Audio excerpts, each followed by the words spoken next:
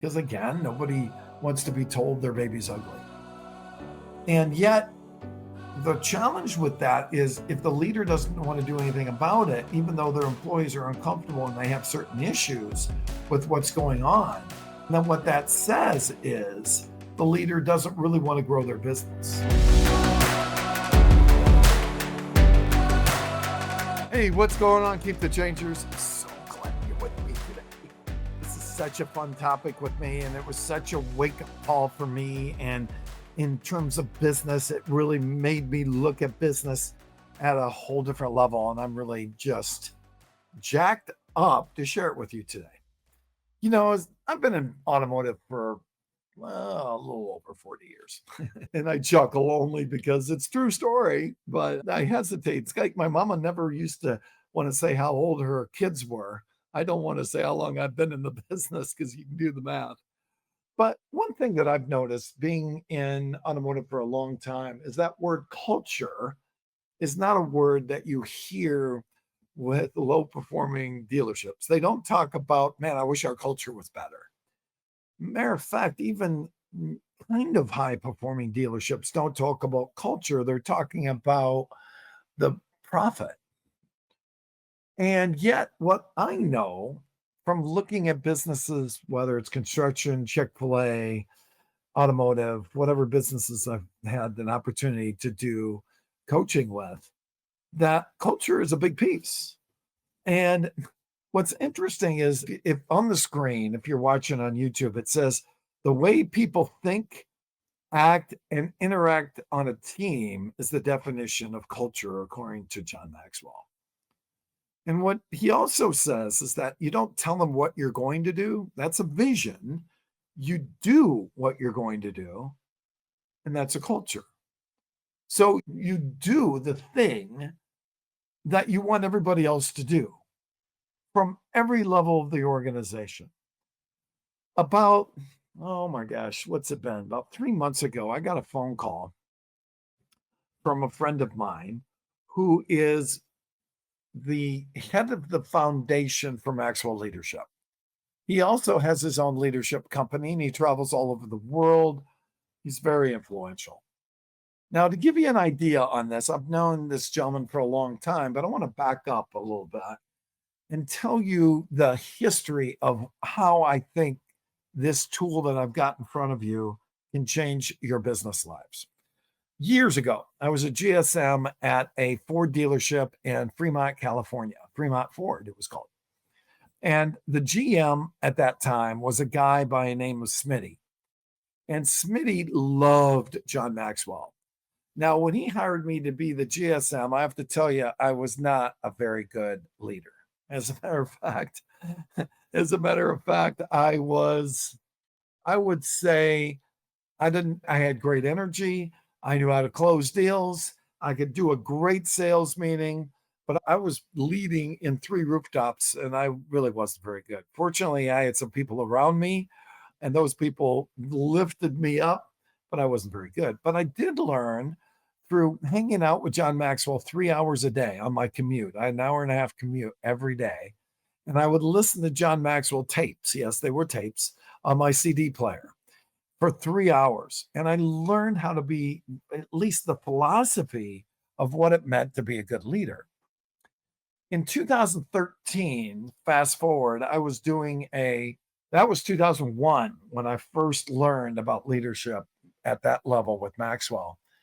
A number of years later, running a number of stores later, opening up my own business later, doing sales training for a number of years, doing sales training for AutoNation, helping launch Scion, working for a company called Half a Car. I mean, all these experiences, fast forward, 2013, I'm in a dealership called Hansel Ford in California, Petaluma, California.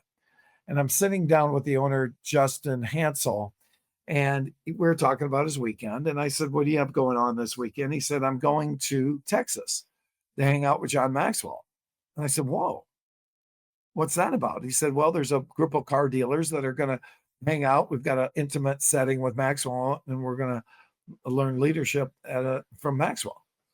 And I thought, oh, I want to go. And I said, can I go? And he said, no. But he did say, I think he has a certification program so you can get certified in his techniques. And I said, no way. 5 minutes later, I called their office. Next morning, I was on the phone with them. 4 months later, I was in Florida learning about the certification program and getting immersed. And I immersed in every area of Maxwell leadership, from executive director, mentorship, disc, anything that I could learn from Maxwell, how to coach, how to speak, how to train, anything I could learn from the Maxwell experience, I did and I signed up for.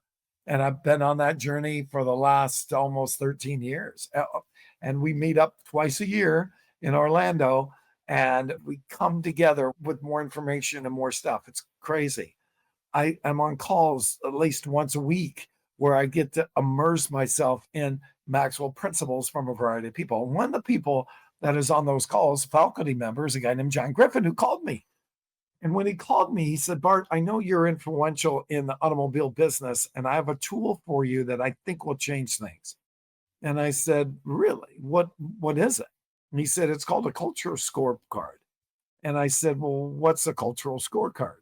He said, it's a way for us to look at what the employees think anonymously of how their business operates. Because he said, one thing I've seen all over the world is if we don't have an idea of how the employees operate, or they don't feel comfortable in expressing their feelings about the organization, organizations can fail. And I find that fascinating because I've also studied under a guy named Marshall Goldsmith. Marshall Goldsmith was the coach for the former CEO of Ford Motor Company, Alan Mulally. And Marshall Goldsmith has written a couple books. One of those is called Triggers, which is one of my favorite books on the planet. And I use that content a lot in my coaching. But Goldsmith believes that he doesn't want to fly blind with his coaching for people.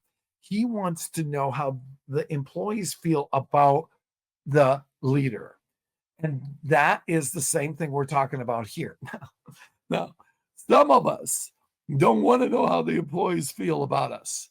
Some of us get information where we think, oh, no, I don't want that, because we're so insecure that we don't know how to handle it.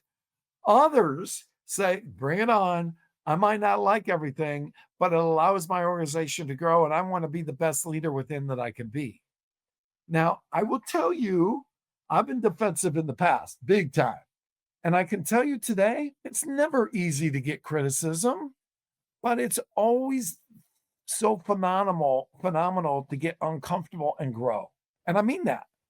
So because of this cultural assessment, I stepped back and I looked at my leadership in my business and in our ministry.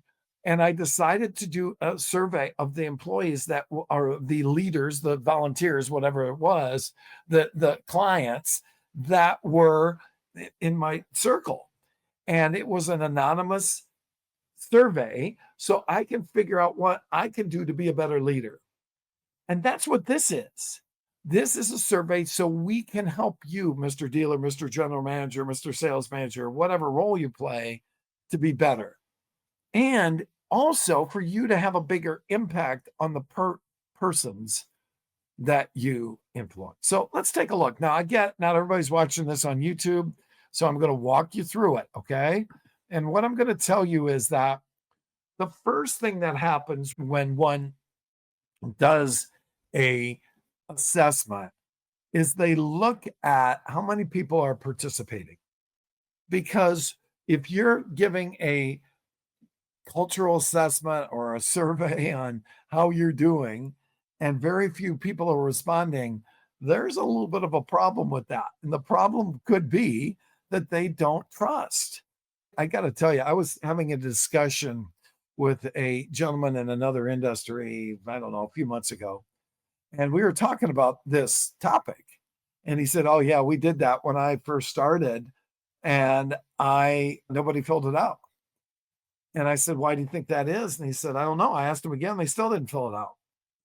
Well, what we found out is that leader who had been there a long time, and he was kind of feared. And when this new person came in, they weren't comfortable, even though they knew the new person, they knew the role of the old person and who he was, and they weren't necessarily trusting to find to be able to give that information. So look, if I've got an organization that I'm part of, whether it's our ministry, my coaching clients, whatever, and they don't trust me, oh my gosh, I need to know that.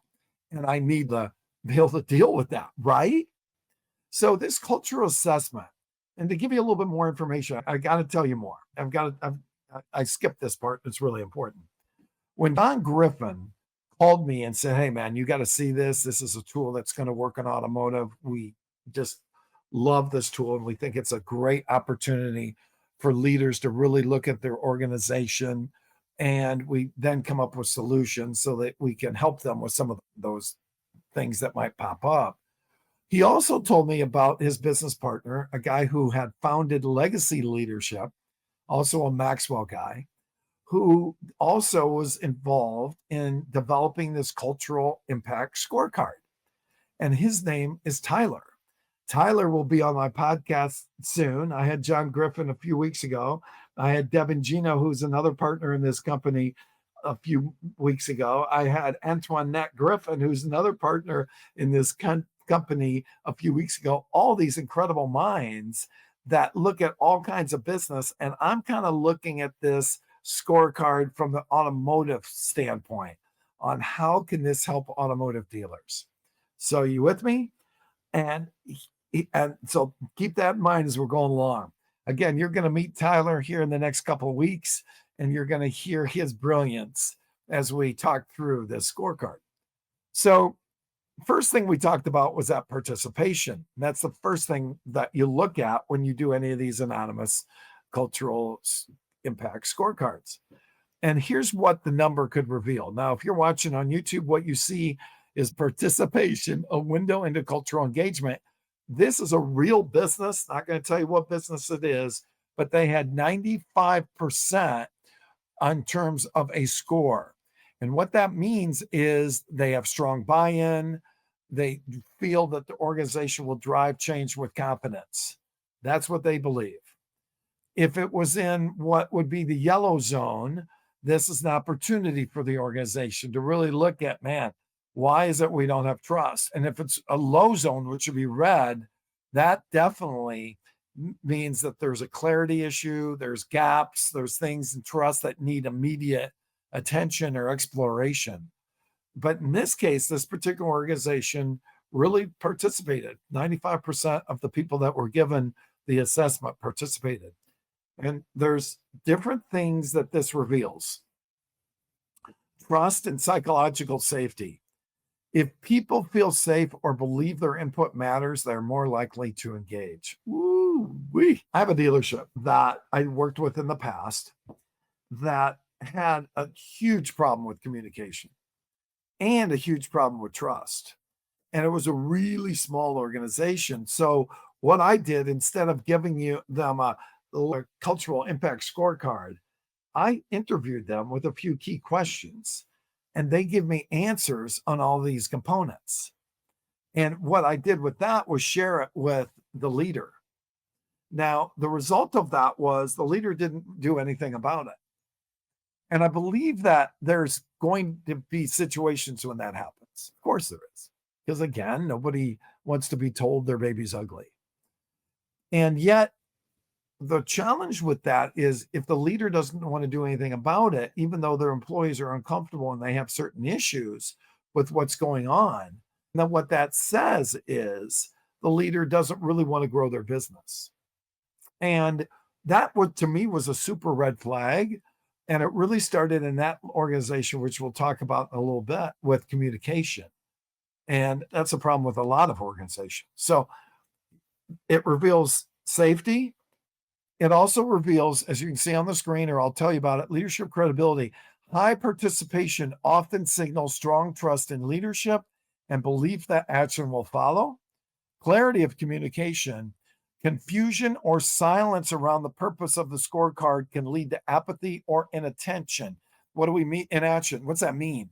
That means if we don't make it clear on why we're doing this scorecard. We're doing it so we can help you be better at what you do. We could do it so we can help the leaders be better at what they're doing. We could do it so we have a better culture and a better place to work. This will give us important information. You will not be punished for filling it out. You will be rewarded in long term because we're going to put some processes in place that help our organization. And then lastly, why this matters in terms of high participation is when employees feel culture as someone else's job, engagement plummets. When they feel ownership, it rises. So, man, it's just good stuff. And I'm excited to share this with you. So, the first part was participation.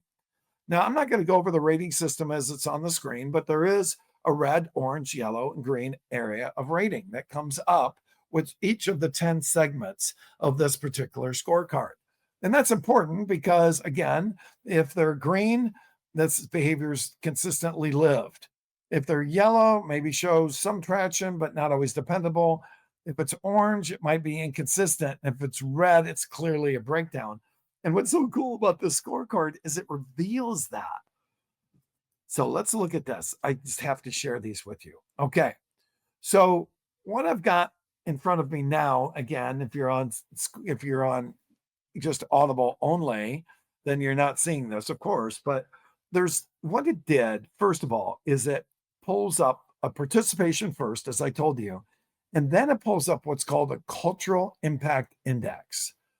And it rates that. And that's what this score indicates is engagement isn't the problem because this particular business has 54% on the cultural impact index. And it says engagement isn't the problem, alignment is.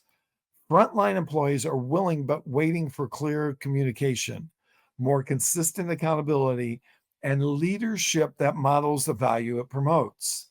This score reflects both current momentum and emerging friction. Don't wait for the friction to turn to burnout. And then under that, it gives us 3 high-risk areas with this business. Under continuous learning and development, they're at 39.6, which is a red area. They don't feel that there's continuous learning and development. Under support and care, it gives us 44.5%. And then under empowerment and accountability, again in the red zone, 47%. What's that mean? Those areas, those 3 areas, if this was a business I'm looking at, are 3 areas that I am then going to put together a framework in partnership with the owner of the management team that we're going to work on for the next 6 months. And these things we're going to deep dive in. Now, what might they be? They might be one-on-ones. They will be. They might be mastermind groups and a workshop on a certain topic. They will be. They might be weekly group cohorts among certain leaders. They will be, so that we can learn how do we continually build our learning and development program. How do we put a program in place that shows that we support them and we care? And really, what does it mean to empower employees and hold them accountable? So these are laser focused topics that in this particular business, we're going to look at for the next 6 months. Okay. Now, in front of you now is the part that I love the most. And again, I'm going to read them to you. And this particular business that we're giving you has most of these in the red. So we had participation. And then if you remember, we also had, I'm going to read it back again. We had the impact index with the risk areas. And now we're going to give you the complete scorecard on what it is for these 10 things. One is effective communication. So if we did a scorecard on your business, how well do you think you all communicate? This particular business was in the red. How well is that affecting your bottom line? Because you might say, well, Bart, I don't care about culture. I just want to make more money. Right. If your people aren't effectively communicating, that means they're probably in some cases lying. If they're not effectively communicating with you, could they be not effectively communicating with the employee, with your customers? What's that really mean? And how does that work to effectively communicate? Now, don't feel bad. We all suck at communication. Not all, but somebody told me the other day I'm a great communicator. Well, you know what? I'm a great communicator because I understand my audience. And I understand some people really struggle with communication. They don't like confrontation. Some people are just massive introverts and they would rather not tell you the truth. They'd rather lie to you than tell you something that would get some kind of a confrontation back or get some kind of a reprimand back. That's where this scorecard works so well because it's anonymous. And so if I saw this on there, that might be one of the things after I work on the top three that I really want to make sure that we fix. And that's effective communication. The next one on this list is trust and values. How well are we trusted? And how well are we living the values that we show in our organization? Do we talk the values or do we really walk the values? Look, I've been into a lot of car dealerships where we say, hey, let's take care of the customer. And then on Saturday morning sales meetings, we talk about how we beat the baby seal and made all that gross profit on that deal. And so there's a mixed message going there. I'm not saying I'm not judging any of it. I'm just saying if we say, oh, we want to make sure we take care of our customers, what I've found in the past is we want to take care of our customers because we want high CSI. We want high CSI because it gets us CSI monies, or it might get us something that doesn't punish us. In other words, the factory can't punish us because we have high CSI. The point is that for the right reason. I look at some dealerships that I've been part of that I step back and I look at how well they're run because everyone understands the values of that organization and they trust and they respect them. And it's really clear. Okay, let's talk about empowerment and accountability. One thing that I hear a lot in any circle that I'm in is accountability is so important. And yet, what are we doing to hold our people accountable? Accountability doesn't have to be we have to hit them over the head with a stick. What accountability means, are we establishing accountability? So maybe there's something about once we get this scorecard, we ask what accountability measures do we put in place? How do they look? The next one is continuously learning and development. Is there training going on? We talked about this previously with this particular business. No, there is not. There's no training going on. So this was one of those red flags that we said we were going to work on along with empowerment and accountability and support and care, because this was the hot buttons. This was the lowest scores on this particular scorecard. Another one is living our values. We hit a little bit on that earlier. And if we're living our values, people tend to trust us because they understand we walk our talk. What does that mean for your organization? Another one is celebrating and appreciation. Do we celebrate and appreciate our people? And do we have events for them to celebrate and appreciate them? One of the dealerships I think that embodies culture, and he talks culture every time I talk to him on the phone, is Matt Lewis, who, along with his brothers, run Lewis Motors, Lewis Ford in Arkansas. And Matt loves culture. It's an important piece of the fourth generation folks that are running the dealerships now. It's been there from the beginning. And they celebrate employees. They just love their employees. They celebrate their employees. And because of that, they have very low turnover. The next one is seen and heard. That dealership I was talking to you about that just struggles with communication, the people aren't being seen and heard. If they have something that they feel is important and they bring it up, a lot of times there's no response. If they have something they feel is important and maybe there's a meeting scheduled, they face retribution if it wasn't what leadership wants to hear. And it's a sad situation because these are good people that want to live a valued life and don't feel seen and heard at work, don't trust and respect the leadership, don't have effective communication. Next one, fun and positive environment. Are people laughing? Are people enjoying the experience? Next, teamwork and collaboration. Are we working together? How many dealerships that struggle really don't communicate between service and between fixed and variable? How many? Well, it's kind of a common denominator that sales talks about service behind their back, and service and parts and body shop talk about sales behind their back. Is there a collaboration going on? I've been to celebration meetings with businesses where they have a meeting on the Tuesday morning, the first Tuesday after the month, and they celebrate all their employees. And all the techs are sitting together, and all the service writers are sitting together, and all the people in business or business office are sitting together, and all the salespeople and sales department are sitting together.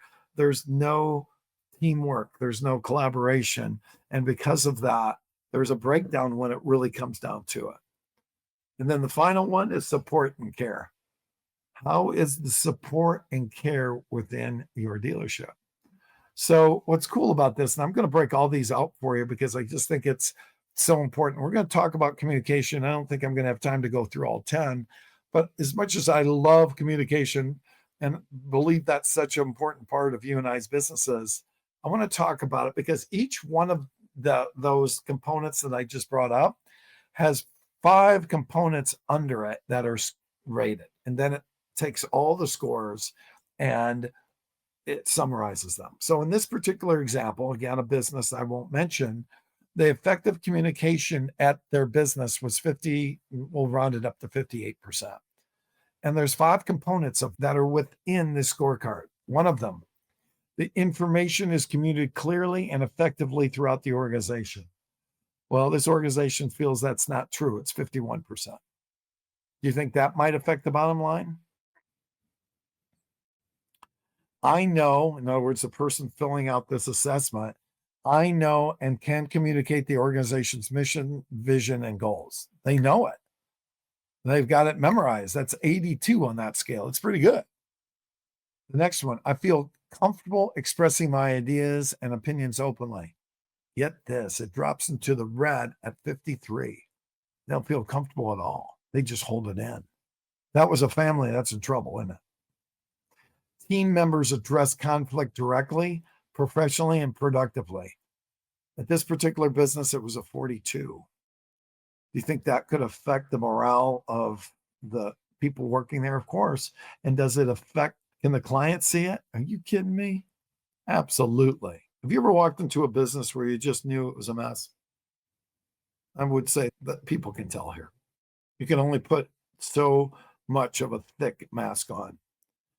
Expectations and goals are communicated clearly by the leaders. In this particular example, they said 62 for that. So they're communicated. They might be on a wall. Maybe it was at a sales meeting. Again, I'm not going to say what business this is. Maybe it was in their business meeting. Whatever the case may be, they knew what they were, but they weren't communicated. That's what this says. All right. So here's some feedback. Number 1, lack of clarity from leadership. Woo-wee. Can you imagine owning this business? And man, you just want to be able to take this business and go buy more, right? You want to have a really profitable enterprise. And you're struggling because there just seems to be a lot of bickering going on. And you're wondering what the hell is going on. Number 1, lack of clarity from leadership. Several team members express that supervisors do not clearly communicate main objectives, leading to confusion and inefficiencies. Now, I know what you're thinking. You're thinking, man, this business here, they're in trouble. They got 10 things that are bad. I get it. Maybe you don't work on all of them at the same time. You pick 3 and you rock and roll with it. And then 3 months from now, we work on another one. And then 3 months from that, or another 3 or so. 3 months from then, work on some more step by step. But in my case, as the consultant, I get together with the owner and we come up with a strategy. I've got one in place because I've looked at this. We then share that with the owner and then come together in unity with the strategy on how to fix it. That's what's so cool about this thing. All right. Now, I get you, though. It's one thing to have the problem and another thing to not know how to fix it. I've been in leadership-centric circles for 40 years. I've got the best leaders in the world around me. This is not a sales pitch. It's just the truth. So whoever you get to help you with this, make sure they've got a good team around them. We've got over 20 and 30 people that are part of this collaboration that can help with solutions. That's what's so cool. And so it's not just a one-man band. It's the Maxwell, it's parts of the Maxwell leadership. It's Maxwell leadership content. It's Maxwell leadership processes. And that's what makes this so powerful to me. And again, I know it sounds like a pitch, man, but I got to tell you, I'm not looking for you to call me and say, hey, I want to do that. If you do, good for you. What I am doing is I want you to look at your business. Is this working for you? I know for me as a leader, I had to ask my people that work with me, am I a good leader? I had to know these things. Number 2, inconsistent instructions. A major trust issue was identified when leaders give instructions and later deny or change them without acknowledgement. This inconsistency is damaging morale, eroding trust, and causing employees to second guess their decisions. Ooh, wait. Gives me chills. Next one, number 3, poor process communication. Operational instructions, including item deliveries and requisition sheets, are unclear or frequently changed without notice. This creates confusion in logistics and fulfillment, resulting in avoidable errors. Now, the assessment has opportunities for the people who take it to make comments as well. So that's where they get some of this information, as well as what you've seen above, but it takes all the data, and it takes that data and then it puts them into this scorecard. Okay. Last one, internal team communication is strong. Despite top-down communication issues, peer-to-peer communication within teams appears to be effective. Team members describe it as clear and precise, allowing for comfort and collaboration in day-to-day work. The techs communicate okay. Salespeople communicate okay. It's just in terms of communication with the upper levels and the stakeholders, that seems to be the problem. Let's look at another one. That's pretty powerful to me. Here's one on trust. This particular business, again, overall trust and respect, that came in at 64%. And here's what it said. There's 5 components, make that 4 components under the trust culture element. Number 1, I trust my colleagues and feel comfortable working with them on a team. As we just saw in the last one with communication, it came up pretty high at about 76%. They trust their peeps. Okay. It says colleagues. Okay. Next one, look at this. I trust my leadership and feel comfortable working with them as a team. That dropped to 69. They don't. The next one, listen, this is a red flag because it's a red on the sheet. I trust that my leadership has my best interest at heart. They came at 56. They don't trust that they're looking out for their best interest. They're okay working with them, but they don't trust they have their best interest. That's an underlying issue that can cause people to quit, that can cause backstabbing, that it can cause people to talk about the leaders behind their back because they don't want to tell them that. Next one, I trust that when I communicate something in confidence, it stays in confidence. Ooh-wee. There's no trust. You get that? If that's broken, there's no trust. Okay, let's see what the feedback summary says. This is based on notes. It's based on answers. Here's what it says.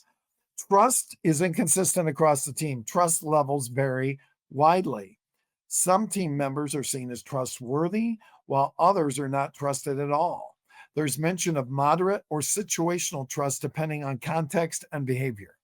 Number 2, integrity concerns exist. A few responses highlight a lack of integrity and inconsistency among certain individuals, which undermines trust across the team. Ooh-wee. Number 3, pockets of healthy collaboration. There are positive examples of team members helping one another, as we talked about the last slide with communication, to ensure accuracy and avoid mistakes, which reflects mutual respect in certain areas. Good for them. And number 4, cautious communication. Some employees hesitate to express opinions or share information openly. though efforts are reportedly underway to foster a more open and respectful culture. Oof. Now I'm going to do one more because why not give you three? Next one's accountability, which came out low. So I want to talk about this part with this particular organization. There's four parts. Yeah, four parts that are drilled down with accountability. This particular business, accountability and empowerment accountability came out at 48%. So let's look and see what this means. The first element, team members feel empowered to make decisions and take ownership on their own. That was 46% well read. Red. Okay. Next one, people are held accountable for their actions and performance. That was at 54, and it's red. They aren't. There, and see what's happening is some employees are looking at other people that are being doofuses and aren't being held accountable. That's freaking huge. Next one, there are opportunities for team members to contribute their ideas and take initiative. 56 in red, that would be a no. There's a clean process for accountability in place. 43%, that would be a no. There's a clear understanding of how decisions are made in our organization. The folks don't even know, man. It's 40. Now I get this is somebody else. I get you're not relating, but there's an answer to every problem, right? I was talking to a guy just a couple of weeks ago who was bashing the car business. And I said, no, you can't bash the car business. We're all humans trying to have a human experience. The reality is you and I must find solutions. Managers must find solutions. And my role as a coach, consultant, trainer, I'm not a trainer, trainers train dogs, but any of those is to find the darn solutions. I don't care about the problem, except that it allows me to know, hey, we got a problem. Right. Let's figure out how to fix that thing. Feedback summary from empowerment and accountability. Number one, accountability gaps create frustration. Several team members in this example highlighted a pattern of incomplete work, tasks being started but left unfinished, with the expectation that someone else will handle it. So I'm going to stop you there. Any of this sound familiar? That if you gave this to your people, you might get these results? Any of you in this room have like a punch in your stomach where you want to throw up? It's okay. My name's Bart. I want to help you. I want to collaborate with you on this to figure out what would your people say, and let's come up with a framework and a solution to fix it. That's what our last 36 minutes is about. Now, here's what it also said in number one, this passing of responsibility creates tension and weakens trust across teams. Just saying. Number two, empowerment is offered, but not understood. Wow. It's like giving them empowerment, but not teaching them how to do it. There are opportunities for team members to take ownership, but not everyone recognizes or embraces them. Some staff hesitate to make decisions, especially when unsure, while others seem unclear about what empowerment actually looks like in practice. Sounds like a clear communication training issue to me, doesn't it? What does it mean from the top to really empower somebody? How do they do it? It's one thing to give them that power, but you can't just give them the power. You have to empower them. You have to teach them. Number three, balance between freedom and structure is needed. Employees voiced that while autonomy is valuable, it must be matched with clear expectations and a shared standard for follow through. In other words, if you don't follow through for one person, other people see it, man. The absence of either creates hesitation, miscommunication, and reduced performance. Oof. Now, every one of those 10 components have 4 or 5 elements of them that are part of the assessment, plus an opportunity to make notes. From that, every one of them come with a feedback summary. Look, I know what you're thinking. Again, I don't know if I want this information. This isn't meant as a weapon, it's a tool. And I would tell you that's true. If you just give it to someone and you don't have a partner with you to help you with solutions, don't do it. It'll ruin your day. But if you've got somebody along with you that can say, great, we've got these 10 things, 3 of them are really hot buttons. Let's focus on them. If that's all right with you, let's talk about how we're going to focus on them, and let's put a framework together. Now, here's what's cool about it. When one does these assessments, guess what we do in 6 months? We walk away? No, we do another one. We do another one so we can compare where they were to where they are. And we can compare to see if there's growth. And we can really look at what the employees say about, are we growing in these areas? Because it's one thing to know today and get, crapped out about it. It's another thing to put a strategy together and get jacked up about it. It's another thing to have a measurable in 6 months where we do it again and we really look, have we grown? And I will tell you, that's what's so powerful about this. So, hey, it's just way cool. We can, if you're interested in seeing how this looks for you, you know my number, 480-327-8751. If you want more information on it, you know my email, bart@bartnollenberger.com. But I'm going to encourage you to step back. I'm going to encourage you to say, am I where I want to be? I'm going to encourage you to say, what can I do to do better? Sometimes we don't know, man. That's why I gave that survey to our ministry leaders and to my clients, so I can say, what can I do to do better? Because I want to be better. You? Because what I know is if I'm better, we'll have a better ministry. Not just me, but I want to start with me. In my case, it was a personal one. But when you get better at these 10 components, your business, your ministry, your church, your house is better, right? And isn't that what you and I want? We don't want to just push people to unhappiness. We want to have peace. We want to have prosperity. We want to be focused. And that's when we have an incredible environment. So, hey, thanks for joining me. It was fun to do this. I really enjoyed it. We'll see you all next time on Keep the Change. Go ahead and share this if you want, or if you want to subscribe, do that. And if you have any questions on how it would look for your business, you know how to get on.